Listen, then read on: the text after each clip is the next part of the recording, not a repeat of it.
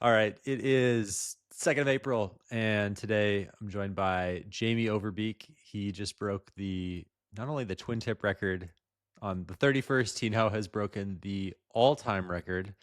I haven't had a chance to speak with him since this all went down and since he won Lords of Tram. So he just got off the water. He knew he broke the record earlier today, but was kind of casual about it. I think we have some footage coming from the folks that were there in Baccares. And he went out for another session. He went out for an evening session, and now he's off the water, maybe showered, maybe not. I'm not sure. We're about to find out. Yeah, pretty crazy little moment at Woo.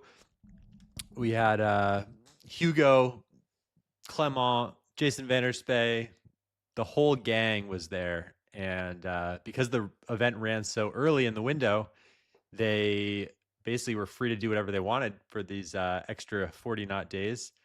And yeah, I'm curious what we're about to learn. Let's let them in. Could you believe it when I texted you? Well, I could actually because you showed me the footage from 2 days ago, and I mean, we've seen what Marius did. We've seen you guys just go as hard as possible at the spot, so I could believe it. I think what was the most unbelievable was, I mean, you're just locked in right now. You're just like, it's not just the kite, it's not just the weather. Like you're in the zone right now, Yeah, true. which has to feel pretty good. But today was the day. It was Really, blowing up to 60, 65, I think. So, that's wild. Well, all right. I want a little bit backstory here. People will already know that there's a world record.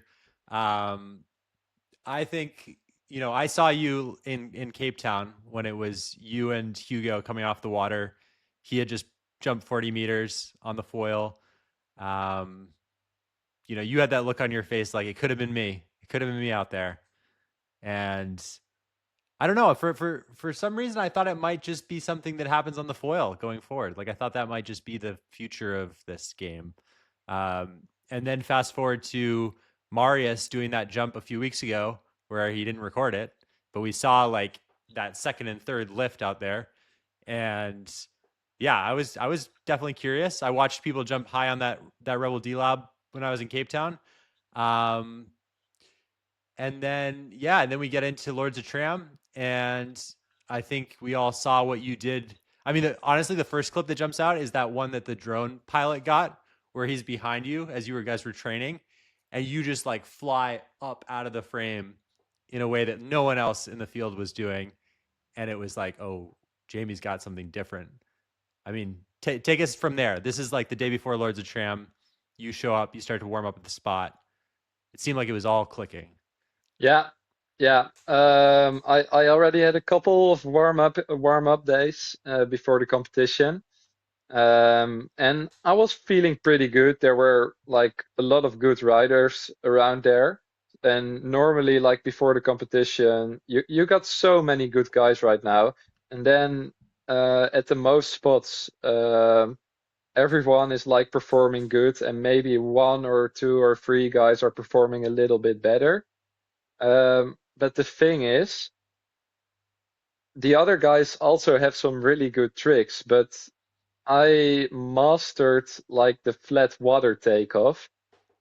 So I go faster and I edge way harder into my takeoff. So even some other guys were doing really big tricks as well, but I was just going slightly higher every time because of my takeoff. And that's not just now. Like in 2023, when I was competing here, I Mhm. also already had like a really good takeoff. I was riding really fast, so it's nothing new. But now I had even better gear than I had like a few years back, and I also the board was better, the kite was better, and like that, I yeah could jump even higher because my setup was just working. Right, right. So you go into the event on Saturday. The wind was good. It wasn't nuclear Saturday and Sunday. I mean, I think you were on a 9 for the final. Was did you ever take an 8 during that competition? Yes, yes. All the heats except of the final, I was riding the 8 meter in the competition. Gotcha. So windy for sure, but not doubling, not getting blown off the water like last year.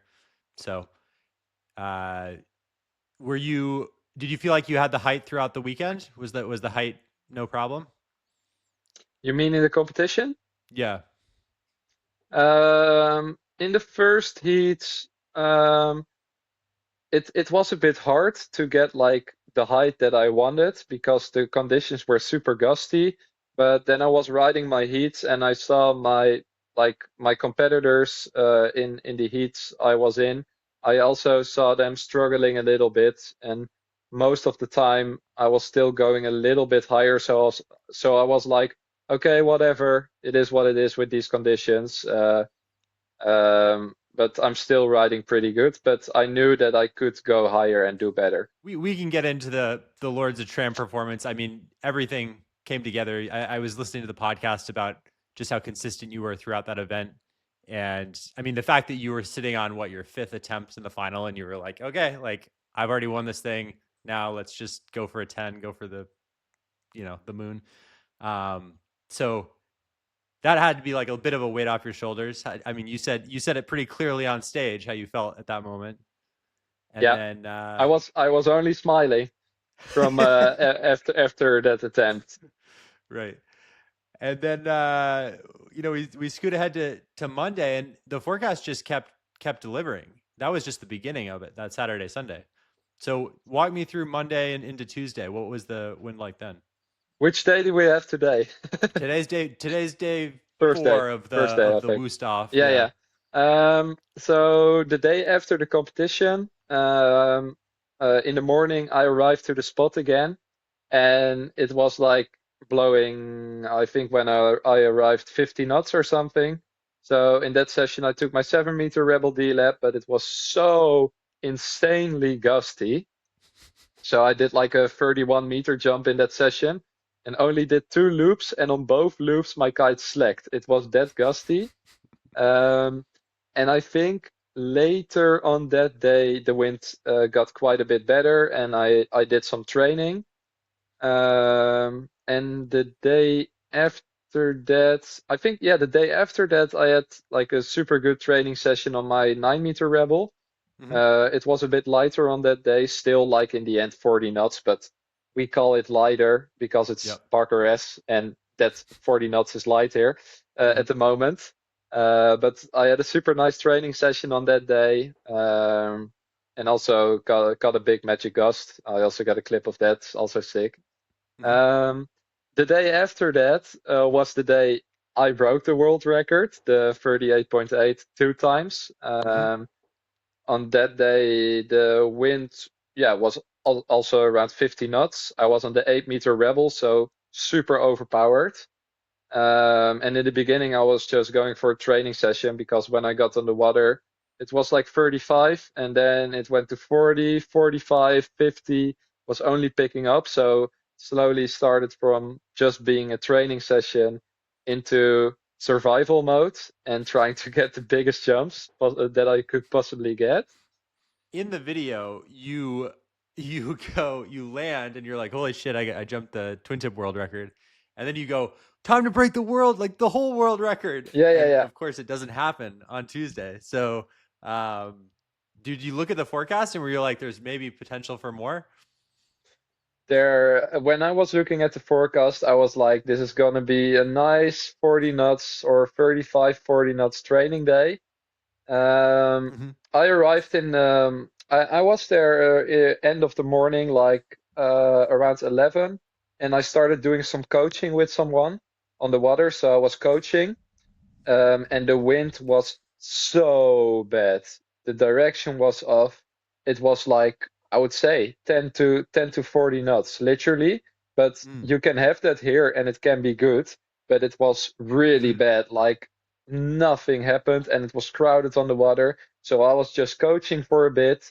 After that, I was gonna do the coaching a little bit more than an hour, but I said at an hour, okay, we will do the rest another time, because the conditions were so bad. So we went back to the car at the parking. I was gonna eat some bread because we were already there because I was gonna coach.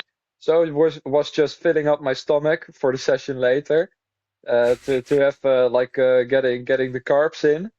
Um, and at one point I was finishing my last bread, and at one point it was like the sand was flying like 10 meters high over the beach.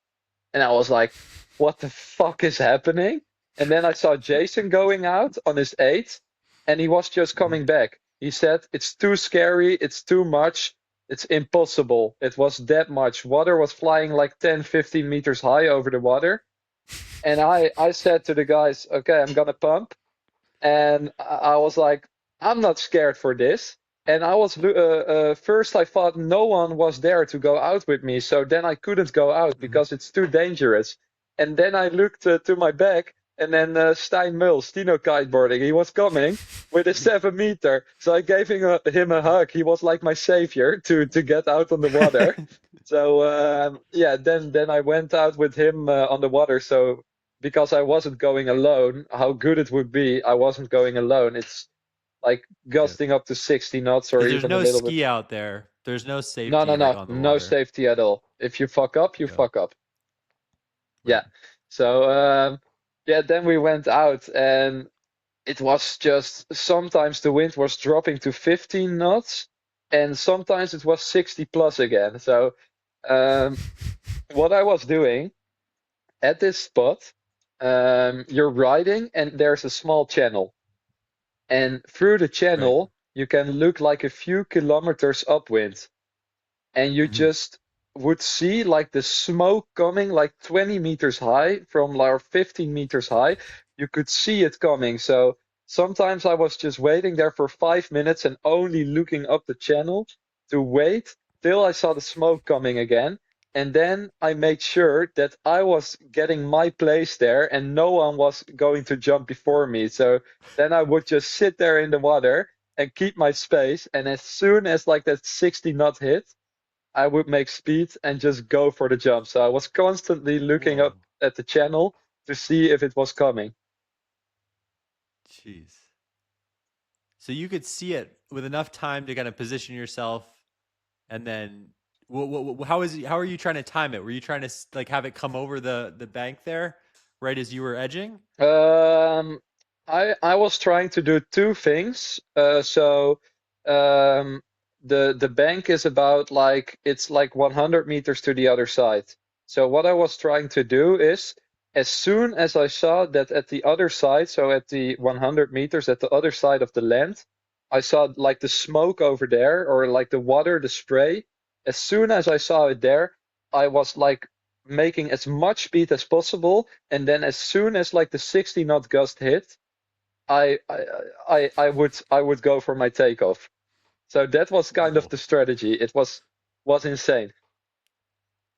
And so during this session, Clement was on the water as well, right? Or was he He later? he joined just after my 42. Just five Okay. minutes after my 42, he joined. Wow. Wow. And anyone else? Was it the three of you? Was there anyone else that pumped? Hugo was out. Finn was Mm. out. Let me think. Yeah, Stein was out first. Mm. Was there anybody else? Yeah, like one guy on a slingshot at one point, but not in the beginning. And I think that was about it. Maybe Julian. Yeah. Yeah, And all, then all the all the other did pros just stayed at the beach because it was so scary, the conditions. Like when I would jump at like one of my biggest jumps, I saw like the water sprouts like down there at random places, like at like 10, like in a rounding of like 10 meters. It was scary as oh hell. my God. Did anything go wrong today, or did everyone come off in one piece? Yes, everyone came off in one piece. And also one thing to Wow. mention, I did like 40 jumps and didn't crash one of them. Not even a butt check. I mean, your world record jump has to be the most impressive descent I've ever seen in a kite jump. Yeah, The yeah, speed that you come down with and the timing of that kite coming around. yeah, yeah, yeah. I was just trying to like do the big jump and then put it totally to the left, sheet out completely, and then the in the end just make a big loop, and then I had like clean landings every time with how I did it. Wow. I always do it when Wow. it gets that strong. I do my landings like this, so I land with like zero speed or Hmm. yeah, the minimum possible. Yep. Yep. Wow. Well, who was on the beach to congratulate you? How did you figure it out, and how did you celebrate? My jump, how did I figure it out?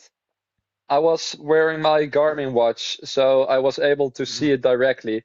So yeah, I also got a super sick GoPro clip, and my full reaction is on that. It's, I think, like the best reaction ever. That's awesome. And so, did you go in after that, or did you stay out? I stayed out for I think 1.5 hour more Whoa. So because you didn't do a Clement where you just beeline it for the beach. no, no, no, You no, say no. no. I like the guys were all coming to me, like Jason and Kina were coming to me, and I just told them I think I can go bigger. I think I can do better. So I tried for 1.5 hour more, and at one point the wind got a little bit gustier and a little bit less liftier, and I was getting a bit tired after like I was out for 2.5 hours, I think, about 2.5 hours straight in those conditions. But I also did my energy management. I did it very well on the water because a lot of guys were just jumping, jumping, jumping. I was only Mhm. jumping if the 60-knot gust was hitting, and otherwise I was just like cruising with my kite fully depowered. And so it Yep. could take more than 5 minutes for me, like maybe even once like 10, 15 minutes for me to make a jump, because I was like, okay, I need every good gust, and I can better just skip all the other stuff, not go for the loops, and only save my energy for those big jumps when the gust hits. Wow. Were people looping today? There are, yeah, a few loops, but only when the wind was a bit lighter. So what I already Hmm. told you, sometimes was like going to 20 or even a little bit less, and sometimes it was 60. So some people were also gonna jump when it was a bit lighter and then pulling a loop. Yep. But it was too So this was gusty. the It was too gusty to loop your kite in the big heights because there were a lot of wind holes, and I was also talking about the water sprouts. So like at like you were riding somewhere and there was like a small bit of like 10 meters round on the water where it would be 50 or 60 knots, and around that it would be like 30. So it was too yep. sketchy to go for loops. And also sometimes in your jump, your line slacked. Whoa. Even on a straight jump. Yes, even on a straight jump. So the setup that you had on Tuesday for the 38, that was the 8 meter. Today you went down to a 7 meter, Yes. but same board, same Yeah, setup same otherwise. same everything, but I took a size smaller. And I guess the question I have about watching all this happen is that, you know, you guys have ridden Lords of Tram quite a bit now. Last year at Lords of Tram, we saw Hugo jump out the back and do a huge jump. We've seen Marius now do a big jump at Lords of Tram. Is there something changing in the equipment, or is it? Do you guys just have more confidence in like this much wind? And are those related at all? Um, I think uh, we as riders are getting even better, so our takeoffs are getting better than before, for sure, because everyone is pushing each other and we're only getting better and better. But also the equipment is getting better and tuned better for the stronger wind because like the top models, like the Rebel D-Lab, it's also working good for like I think a lot of people just need to try it if they like it. But the brands are also now making more products for like pro riders. So it's like tuned Hmm. perfectly for a rider like me. And the kite is able to handle those conditions very well. So a couple years back, kites were more tuned like those you didn't have the Alula kites and stuff. And those kites were also really tuned for the whole market. And now these top end models are tuned for like these things to be able to do these things. So the tuning is also changing, and so it's a combination of us getting better, the kite boards getting better, and the kites getting better. Yep. And you've given yourself kind of free reign over the whole market to pick and choose and try stuff. I thought it was going to be a foil kite. I thought it was going to be a hydrofoil. I if I had to put my money on it, but maybe that chapter is yet to be explored further. It You know, will, it where do you will. fall on I that? think I think hydrofoil can still be the way to jump even higher than a twin tip. The thing is, with how the foil kites are right now, it's like impossible to fly them in gusting conditions like this when it gets super strong. Because like the problem Hugo is set up with the 40 meters, you can jump really high, but the problem is you can hold it down till like 40 knots in the gust. That's the sweet spot for doing that record. But the problem is the wind goes from 20 to like 50 knots here. And as soon as the 50 knots hit, the 7 Sonic is impossible to hold down. So um, I think there's more possible on the hydrofoil, but on like almost like 95% of the windy days here, it's too gusty here to go for it. It's just too sketchy, the Wow. wind, and the heights are too high. And if you Yeah. take it Well, on a what happened to Finn's kite When? At the competition. during? One cell broke in his kite and his bridle snapped. Okay. Did that surprise you, or is that kind of what you expect with those kites? Yes, because the kites are not ready for to take out here in a gusty, strong tramontana. When the wind is a bit Right. lighter here, when you have like a forecast of 20 to 30 knots, it's like a lot more stable. The highs are like 35. You will be completely fine with taking a Sonic here. But Yep. like almost over the whole world, you can take a Sonic out, a small Sonic, but this is just the gustiest place in the whole world with the craziest gusts. And this is not really the safest place for a foil kite. So Hmm. I took all my Sonics, also my small Sonics here. I've not touched them, and I'm not thinking about touching it because it's just Right. it's too sketchy here. Can better do it at another place. Hmm. This week was not a warm week. What's your pro tip for the people that have maybe shied away from cold weather kiteboarding? What have you figured out about how to dress for it and how to stay comfortable out there? Just make sure to buy 6-4 hooded. Wear at least like gloves and maybe shoes. And the thing is, it's not bad to kite with it. I know it's cold. The only like the bad part about kiting in the cold is putting on the wetsuit before the session. Right. That's cold. Yep. But on the water, it's super enjoyable. And if you have the right equipment, you will be so warm on the water.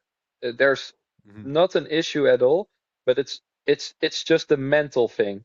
It's like Yep. I kited in -2 and had warm hands, warm feet. My body was warm. It's just a mental thing to get towards the session, to get into the water. But as soon as you hit the water, you will have a very good time and you will stay warm on the water. You just need the right equipment and there's no issue at all. There you go. Well, after what is it now? Maybe a week at Baccaraz with the gang. What are you taking away from this week? What memories and what kind of like people jumped out at you that you spent the week with? I think like I've met some of like the new younger guys as well in the competition and just seen everybody again and like the pro kiters among each other. It's just everyone is so nice. You're friends with everyone. It's like you even if the wind is shit, you just go to the beach, you take a break maybe for 2 hours, you don't even go out again. but everyone is just so nice. So even if you couldn't do much on a day, you still had a nice time. So yeah, it's always a good time with the kiters here. Cool. Do you know what the next competition will be? Is it going to be the Mykonos one, or is there something else? I think it's going to be the Mykonos competition. I don't think there's going to be anything else. I think they're also going to do full power to Rifa again this year, but I don't think I will compete there. I think I will just go to Mykonos and do the Red Bull ones. Maybe one Yep. more in between, but I don't think so. I will just enjoy my time on the water, progress even more, and focus on coaching and coaching projects. Yeah. Yeah. How many students do you have now? I don't right now. I'm working on an online thing, so there's coming Mm. something. Cannot tell a lot about it yet, but there's probably coming something. Mm. But I think I had over 40 students already that I gave coaching. Like the last time in Cape Town, I think I already like even had 20, Wow. and Have you spoken to Sean that yet was in about three your weeks. nice? Have you spoken to Sean yet about the jump? Yeah, no, not really. I don't think he Not was. really. Okay. I don't think he was really surprised because he knew that I could do it if it was that strong, I think.